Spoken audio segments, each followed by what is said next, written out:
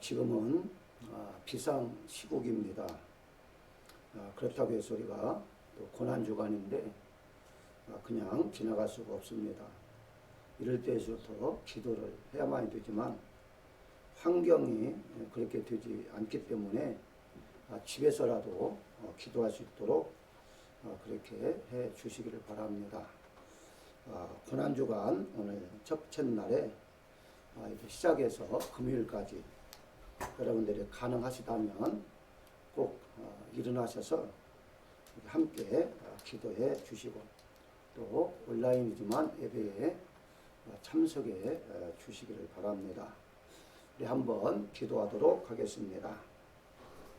하나님 아버지, 전 세계가 전염병으로 인해서 비상 시국에 있는데 이럴 때에서 저희들이 기도해야만 되겠사온데 하나님, 형편과 처지가 환경이 그렇게 기도할 수 있도록 하지 못하는 이 환경 속에서 집에서라도 하나님 앞에 예배를 드립니다. 하나님께서 기억하시고 우리가 드려진 예배를 받으시며 고난주간을 통하여 다시 한번 예수님에 대한 은혜와 우리에 대한 사랑, 자비하심, 측은하심에 넘치는 그 은혜를 생각하면서 하나님 앞에 우리의 마음을 드립니다. 하나님께서 기억하시고 저희들이 드려지는 예배를 받으시며 하나님 은혜의 시간이 되게 해 주옵소서. 예수님의 이름으로 기도하옵나이다. 아멘. 찬송 305장을 부르겠습니다. 305장, 통합찬송은 405장입니다.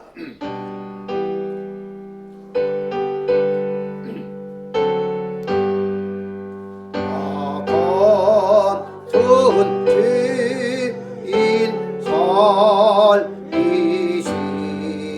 주 내 놀라운 이뤘던 생명 찾았고 광명을 얻던 님 큰 죄악에서 건지신 주의 고마움 처음 믿은 그 시간 귀하고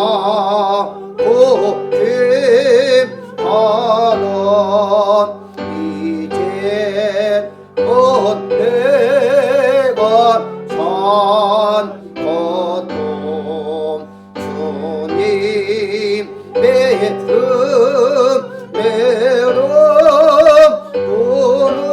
오늘을 장차 번양해 인도해 주시니 거기서 우리 영원히 주님의 은혜로 배처럼 밝게 살면서 저 찬양하리라.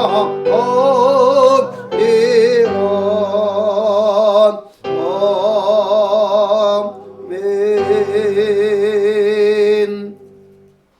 찬송가 320장을 부르겠습니다. 320장, 통합찬송은 350장입니다.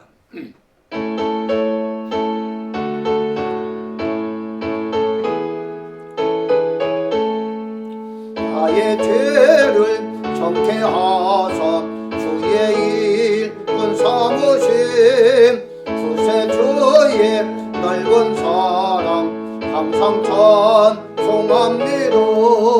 나를 일꾼 삼으신 주 크신 능력 주시고 언제든지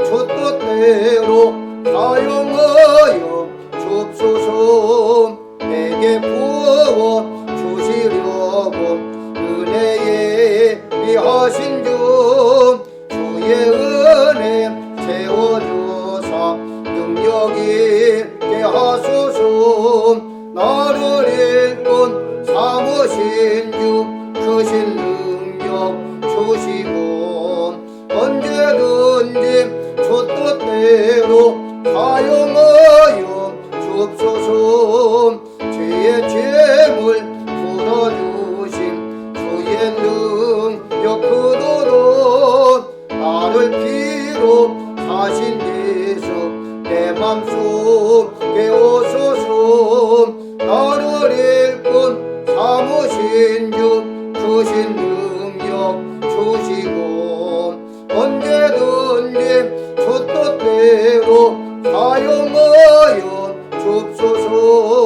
주여 내게 성령으로 충만하게 채워서 생명수가 강물처럼 흐르게 하옵소서.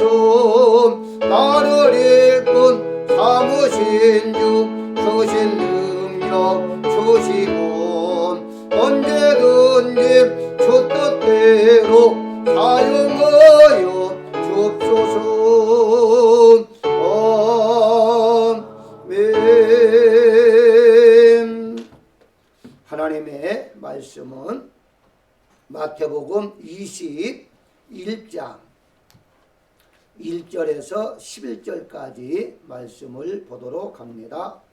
마태복음 21장 1절부터 제가 오늘은 읽겠습니다. 그들이 예루살렘에 가까이 가서 갈람산 벳바게에 이르렀을 때에 예수께서 두 제자를 보내시며 이르시되 너희는 맞은편 마을로 가라. 그리하면 곧 매인 나귀와 나귀 새끼가 함께 있는 것을 보리니 풀어 내게로 끌고 오라. 만일 누가 무슨 말을 하거든 주가 쓰시겠다 하라. 그리하면 즉시 보내리라 하시니 이는 선지자를 통하여 하신 말씀을 이루러 하심이라. 일렀으되 시온 딸에게 이르기를 내 왕이 내게 임하나니 그는 겸손하여 나귀 곧 멍에 매는 짐승의 새끼를 탔도다 하라 하였느니라. 제자들이 가서 예수께서 명하신 대로 하여 나귀와 나귀 새끼를 끌고 와서 자기들의 겉옷을 그 위에 얹음에 예수께서 그 위에 타시니 무리의 대다수는 그들의 겉옷을 길에 펴고 다른 이들은 나뭇가지를 베어 길에 펴고 앞에서 가고 뒤에서 따르는 무리가 소리 높이 이르되 호산나 다윗의 자손이여 찬송하리로다. 주의 이름으로 오시는 이여 가장 높은 곳에서 호산나 하더라. 예수께서 예루살렘에 들어가시니 온 성이 소동하여 이르되 이는 누구냐 하거늘 무리가 이르되 갈릴리 나사렛에서 나온 선지자 예수라 함이라. 아멘.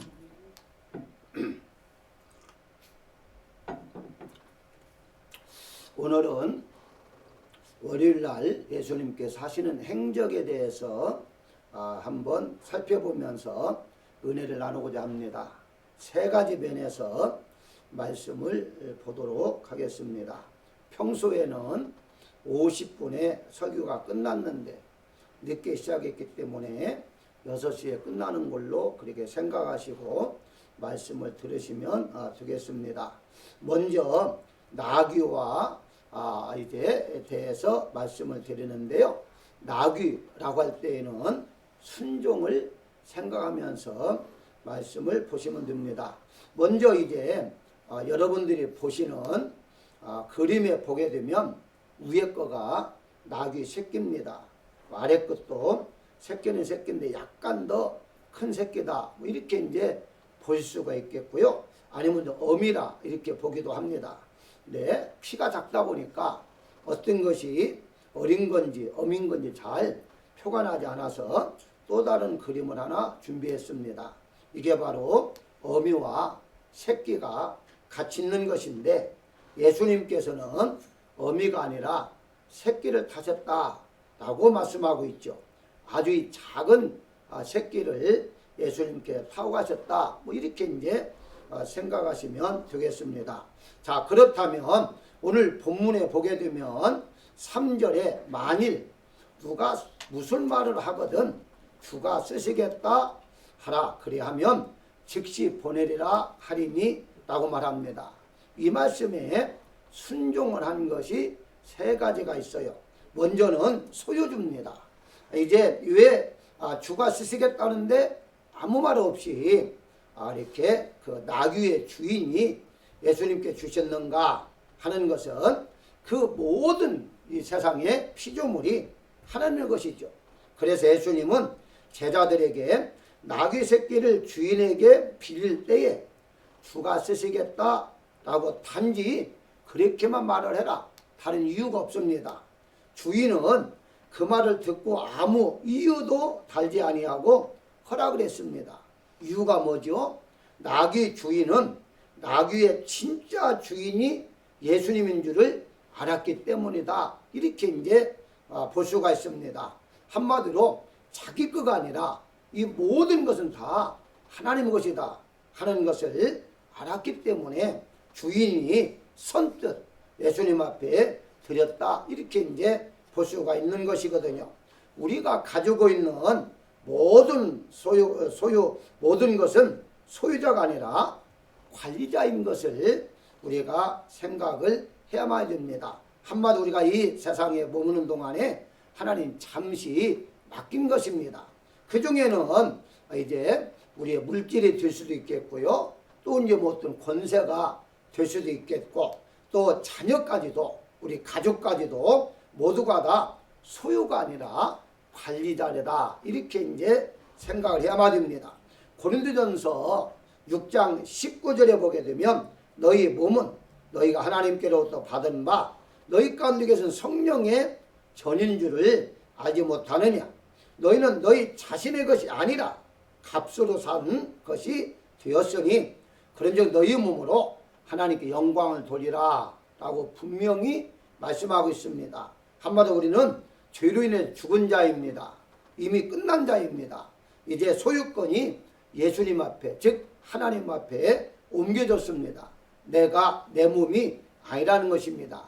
나의 것이 아니라는 거예요. 이제 예수님의 것이기 때문에 이 몸을 가지고 하나님 앞에 영광을 돌리면서 살아야 한다고 성경은 말씀하고 있습니다. 당나귀 즉 나귀 입장에서 한번 잠시 한번 생각해 보겠습니다.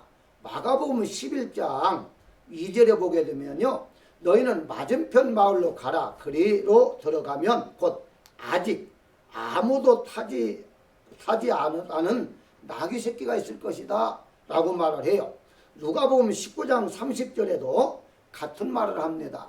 오늘 마태복음에서는 이 말이 빠졌어요. 즉 이 새끼가 아무도 타지 않았다. 그 말은 무슨 말이죠? 아직 길들여지지 않은 나귀다 이 말입니다. 여러분 알다시피 말이라든가 소라든가 이 나귀 즉 사람들이 부리는 짐승은요 반드시 길을 들여야만 됩니다. 길들이지 않고서는요 이렇게 사용할 수가 없어요. 그런데 이 나귀 새끼는 아무도 한 번도 타보지 않았기 때문에 아직 길들이지 않았다. 그렇다면은 길들이지 않는 나귀 새끼 입장에서 볼 때에 가장 먼저 주인이 아닌 사람들이 끌어갈 때에 그 제자들이죠. 순수하게 따라가지 않을 것입니다. 조금 본 사람들인데 어떻게 더군다나 새끼니까 겁나겠죠. 그런데도 불구하고 제자들의 끌려갔다. 이제 제자들이 데려갈 때에 갔다. 따라갔다. 이것이 바로 순종을 의미하고 있는 것이고요. 특히 예수님께서 나귀 등에 오르실 때에 한 번도 사람을 태워보지 않았기 때문에 이제 무거운 것이 자기 등에 있으면 이제 날뛸 수가 있습니다. 예수님께서 그런 나귀를 처음 훈련도 받지 않는 나귀를 탄다는 것은요 아주 위험한 거예요. 그런데도 불구하고 예수님께서 등에 오르실 때에 이 나귀가 날뛰지 않았다는 겁니다. 가만히 있었다는 것이거든요. 이게 바로 순종을 의미한다 라고 볼 수가 있습니다. 그래서 여기에 보게 되면 나귀 입장에서 순종은 가장 먼저 처음 본 사람들의 제자들이죠. 끌려갔을 때에 따라갔다. 처음으로 사람이 자기 등에 앉아있을 때에 예수님이시죠. 가만히 있었다. 세 번째, 많은 사람들이 주변에 몰렸잖아요. 예수님이 이제 나귀를 타고 갔을 때에. 그러면 지금 이 새끼 입장에서는요, 놀랄 겁니다. 왜냐하면 처음 사람들 많이 보았고, 또 이 사람들이 가만히 있는 게 아니에요. 주변에만 노래를 부르고 소리를 질렀습니다. 이때 이 새끼가 깜짝 놀래가지고 낯질 수도 있잖아요. 그런데도 이 나귀는 가만히 있었다는 거예요. 이런 면에서 나귀가 바로 순종했다라고 보시면 되는 것입니다. 그래서 가장 먼저 나귀가 예수님 앞에 순종했다. 물론 사람 앞에서도 순종할 수가 있었겠죠. 세상의 모든 피조물은 쓰임받기 위해서 창조가 되었습니다. 그래서 주님께 쓰임받는다는 것이 바로 축복이다. 이렇게 말씀을 드릴 수가 있습니다. 제자들도 주님께 쓰임을 받고, 나귀 주인도 쓰임을 받고요. 나귀도 짐승인데 주님께 쓰임을 받았습니다. 때로는 인간의 상식을 벗어나서 사용하시는 이해가 되지 않을 때도 있습니다. 비이성적이고 비상식적으로 생각할 때도 있습니다. 성경 읽어보게 되면 왜 꼭 이렇게 해야만 되는가? 이런 이제 말씀들이 간혹 있습니다. 그러나 쓰시는 사람이 중요하다는 것이거든요. 물건의 가치는 쓰는 사람에 따라서 달라집니다. 예를 들어서 손목시계를 할지라도 손목시계를 꼭 손목에 차고만 다니는 것은 아닙니다. 만들 때 용도는 손목시계로 만들었지만 그냥 그 사람이 주인이 집에다 놓고 사용할 수도 있습니다. 손목에 차고 다니지 않고 그냥 집에다가 책상에다가 놓고 사용할 수도 있습니다. 그거는 주인의 마음이지 이제 시계 자체가 이리라 저리라 할 수가 없습니다. 따라서 누가 사용하느냐, 어떻게 사용하느냐가 중요한데요. 예를 든다면 똑같은 피아노지만 베토벤이 쓰는 것과 내가 쓰는 것은 천지의 차이입니다. 누가 그 물건을 사용했냐에 따라서 가치가 완전히 달라진다는 사실이거든요. 우리가 여러분들이 아는 대로 세계의 악명 높은 히틀러 얼마나 참으로 악한 일을 했습니까? 그런데요, 그 악한 사람인데도 그 사람이 썼던 편지가요 엄청나게 비쌉니다. 경매시장에 나왔는데요, 상상도 못할 정도로 팔립니다. 왜 그럴까요? 대단한 사람이었기 때문에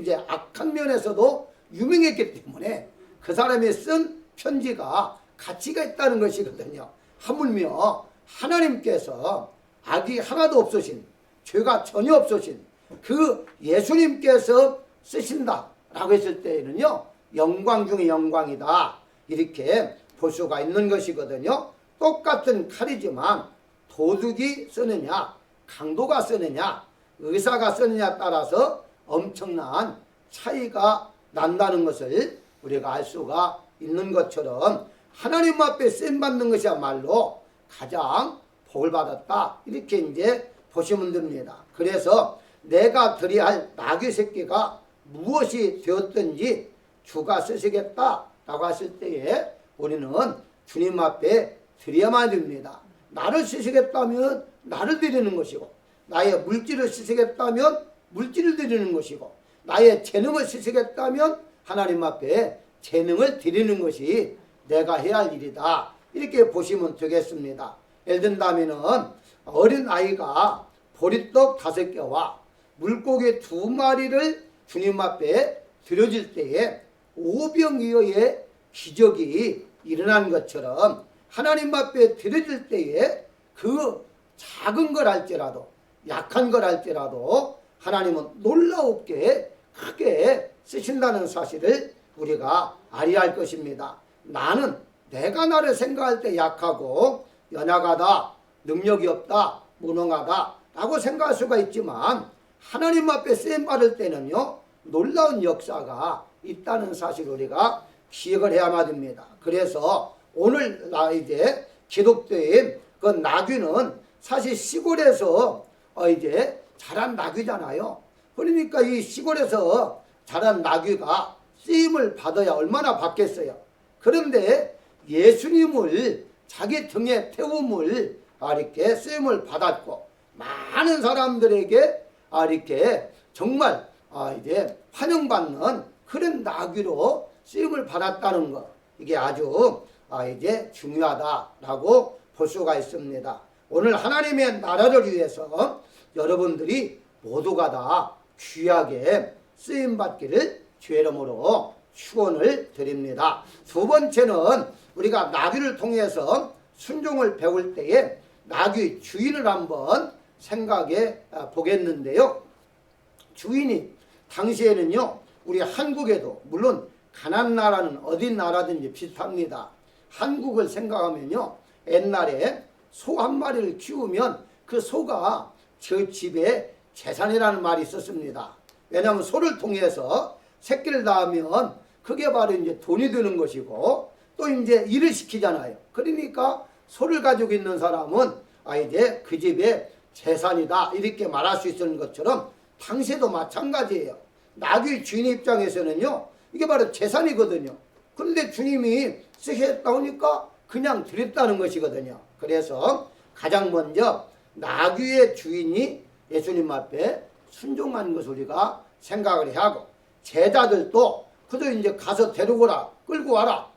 그 말을 듣고서 가서 그대로 순종했다는 것, 이것도 대단한 것이거든요. 아니 돈으로 주고 살아오는 것도 아니고 그냥 끌고 와라 했으니까, 그러니까 이것이 어떻게 믿어지겠습니까? 그런데도 불구하고 제자들도 순종했어요. 나귀 자신도 제자들과 예수님께 순종했습니다. 그래서 이 첫날에 나귀를 생각한다면 이꼬로 순종을 생각하자. 하나님 앞에 우리가 순종하는 모습을 보여드려야 한다 하는 것이고요. 두 번째는 호산나입니다. 호산나라는 뜻이 바로 구원이라는 뜻인데요. 이 라틴어가 바로 호산나입니다. 그리스도로 그대로 이제 번역하는 것이 호산나죠. 그래서 히브리의 이제 단어로 해석을 하게 되면요, 호시아나입니다. 호시아나. 이 호시아나가 바로 이렇게 구원이라는 뜻으로 해석할 수가 있는데요. 우리가 잘 아는 대로 이렇게 호세야 뭐 이런 것이 이제 여호수아 이런 모든 이름들이 다 이렇게 호시아나에서 나온 말이고 다 구원과 연결되어 있습니다. 자, 여기 이제 그림은 예수님 어린 나귀를 타고 이렇게 입성하는, 예루살렘에 입성하는 장면인데요. 그림에는 어린 나귀가 아닌 것 같아요. 어른 이제 다 큰 나귀를 타고 간 것처럼 이렇게 그림이 그려졌는데 사실은 더 어리게 나귀를 그려야 됩니다. 그리고 여러분 아다시피 각자 겉옷을 벗고 예수님이 지나가는 데에 이렇게 옷을 길을 이렇게 깔았다라고 성경은 말하고 있잖아요. 그리고 이제 여기가 바로 종려나무, 이게 팜나무라고 하잖아요. 그 가지나무를 들고서 호산나 이렇게 노래를 했다고 말합니다. 그래서 각자마다 하나씩 이렇게 들고서 예수님 앞에 호산나 호산나 그래 찬송하는 것을 볼 수가 있는데요. 이 호산나라는 것 자체가 부인하는 것이기 때문에 마태복음 1장 21절에 보게 되면 아들을 낳으리니 이름을 예수라 라고 말합니다. 그 예수는 바로 그들의 죄에서 구원할 자이심이라. 에소스, 이 예수가 바로 구약적인 이제 음으로 말하면 여호수아 이제 이 단어를 좀 말하죠. 한마디로 호시아나라는 말입니다. 여기에서 나온 말이 예수라는 뜻이고 이게 에소스 그리스도로 말하고 있죠. 이게 이제 그리스도로 말을 하게 되면은 바로 에소스가 되어지죠. 그래서 헬라어 그리스도 헬라어로 말할 때에 조금 의미 조금 바꿔진 것 뿐입니다. 어쨌든 한마디로 말하면 그냥 구원이다 이렇게 그냥 보시면 돼요. 예수님이 이 땅에 오신 목적이 무엇이냐? 구원해 주시기 위해서 오셨다라고 말합니다. 제가 자주 설명하지만 첫 번째 목적은 영혼 구원이겠죠. 영원한 천국에서 살 수 있도록 하기 위한 영혼의 구원이지만 이것만이 아닙니다. 예수님께서는 우리의 이제 생활의 구원까지도 모든 것을 구원해 주시기 위해서, 즉 해결해 주시기 위해서 이 세상에 오셨다라고 이제 보시면 되겠고요. 왜 호산나 호산나라고 불러야 하는가 하는 것입니다. 그게 바로 누가복음 19장 39절에 잘 나와 있는데요. 이제 예수님을 찬송하며 이렇게 막 소리를 지를 때에 바리새인들이 이렇게 말합니다. 선생님이요, 당신의 제자들을 책망하소서. 시끄럽다 이 말이거든요. 그럴 때 예수님 하신 말씀이 있습니다. 만일 이 사람들이 침묵하면 돌들이 소리를 지르리라. 그러니까 이렇게 찬송하는 것은 마땅하다 하는 것을 지금 알려주고 있는 것이거든요.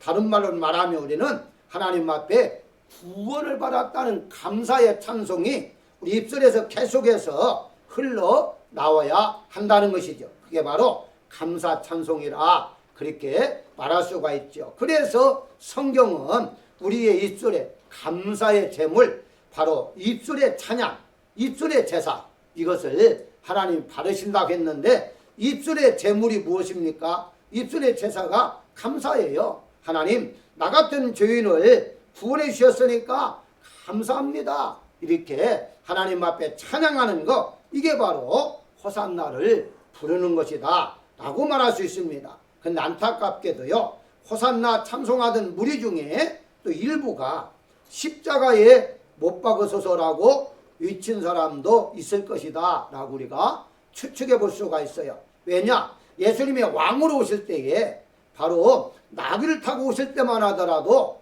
왕으로 오셨다, 우리를 해방시켜 줄 것이다, 이렇게 믿고서 호산나 호산나 찬양을 했는데 알고 보니까 십자가에 못 박거든요. 죄인이거든요. 그러니까 십자가를 못 박거라 그러면서 다시 이제 조롱하고 멸시하는 사람들도 있었을 것입니다. 그런데 또 불구하고 예수님께는 그들을 다 용서해 주셨고 오순절을 통해서 성령 충만함을 받음으로 말미암아 다시 호산나 찬양을 할 수 있도록 해 주셨다는 사실입니다. 예수님이 우리에게 선물을 주신 구원의 가치를 아는 사람만이 진정한 호산나 찬양을 부를 수가 있는 것입니다. 마지막으로 왕에 대해서 설명을 드릴까 합니다.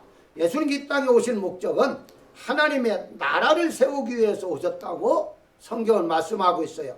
국가를 세우려면, 즉 천국 뭐예요? 하늘에 있는 나라를 줄여서 천국이잖아요. 하나님의 나라, 어떤 나라니 마찬가지요. 나라가 세워지려면 먼저 땅이 있어야죠, 백성이 있어야죠, 왕이 있어야만 됩니다. 그래서 이 중에서 가장 중요한 무엇이냐 라고 말할 때에 보는 관점이 각각 다르지만 왕이죠. 왜냐하면 왕이 있으면요, 왕을 따르는 신하도 있을 것이고, 신하들이 있으면은 어느 나라든지 땅을 빼앗아서 그 나라를, 자기 나라를 세울 수가 있거든요. 예수님께서 왕으로 먼저 오셨고 그 다음에 하시는 일이 백성을 삼았고, 그리고 이 모든 이제 나라를 하나님의 나라로 만들어 가시는, 그래서 하나님의 나라는 너희 마음속에 있다, 이미 천국이 이루어졌다 라고 지금 말씀하고 있는 것입니다. 간단히 설명하면 예수님이 왕으로 오셨을 때에 겸손하신 왕으로 오셨다, 이미 잘 아시겠지만 왜 나귀를 타셨느냐? 스가랴서 9장 9절에 바로 겸손하여 나귀를 타나니 나귀의 작은 것, 이미 새끼를 타실 것이다 라는 것을 예언을 하셨습니다. 그 다음에 이제 대속의 왕으로 오셨죠. 대속이라는 말은 희생이라는 것인데요, 예수님이 십자가에 돌아가신 것은 바로 우리의 죄 때문에 돌아가셨다, 이것을 가리켜서 대속의 은혜다라고 성경은 말합니다. 갈라디아서 1장 4절에 보게 되면 우리를 건지시려고 우리 죄를 대속하기 위하여 자기 몸을 주셨다, 이 대속의 은혜. 디모데전서 2장 6절에 그가 모든 사람을 위하여 자기를 대속물로 주셨으니 기약 이르러 주신 증거니라 라고 말하고 있습니다. 우리가 죽여야 할 자리에 예수님이 대신 죽으심으로 대속의 왕으로 이 땅에 오셨다. 마지막으로 평강의 왕으로 오셨다. 예수님께 평강하러 오신 것은 가장 중요한 말씀입니다. 누가복음 2장 14절에서도 지극히 높은 곳에서 하나님께 영광이요 땅에서는 기뻐하시는 사람들 중에 평화로다 라고 말하고 있어요. 세상에서 얻는 평화는 일시적이에요. 잠깐의 이루와 평안을 줄 뿐이지 지나가면 그건 사라지는 것이 세상의 평화다, 평강이다. 즉 그래서 예를 들어 힘 있는 나라가 그 힘에 의해서 평화를 누릴 수는 있습니다. 그러나 다른 나라가 더 강대국이 된다면 나라가 이제 평화가 있었던 것이 빼앗길 수가 있다. 그것이 바로 세상의 평화라고 한다면 하나님이 주시는 평강은 영원한 것이다. 이렇게 성경은 말하고 있어요. 그래서 예수님은 요한복음 14장 27절에 나의 평안을 너희에게 주노라 라고 말씀하시고 이 평안은 세상이 주는 것이 아니다. 세상의 평화가 아니다 라고 분명히 말씀하고 있습니다. 중요한 것은 진정한 평화가 환경으로부터 오는 것이 아니라 주님으로부터 오는 선물이다 라는 사실을 우리가 깨달아야 할 것입니다. 결론적으로 말씀을 드리면 지금 이와 같이 정말 전염병으로 어렵고 힘든 이 시기에 우리가 살아가면서 마음이 두렵고 불안하고 얼마나 그런 마음들이 많이 있습니까? 그런데 예수님께서 이 땅에 오신 목적이 우리에게 평안한 마음을 주시기 위해서 오셨다라고 여러분들 믿으시고 평안한 마음을 갖고 이 어려움을 잘 극복해 나가시는 여러분들 되시기를 주의 이름으로 축원합니다. 광고 말씀을 드린다면 집에서 새벽 예배를 드리는 분들 이제 오늘처럼 그렇게 동일하게 할 것입니다. 아마 또 이렇게 안내문도 이렇게 나갈 것인데 혹시라도 지금 보시는 영상이 조금 흐리거나 깨어지게 되면 교회 사이트 홈페이지로 들어가시면 조금 화질은 떨어진다 할지라도요 잘 나올 것입니다. 그렇게 해서 이번 한 주간 동안 이제 이렇게 직접 나오지는 못하지만 집에서라도 예배를 드려서 하나님 예수님께 주시는 은혜를 조금이나 다시 한번 더 느끼는 시간을 갖기를 주의 이름으로 축원합니다. 기도하겠습니다.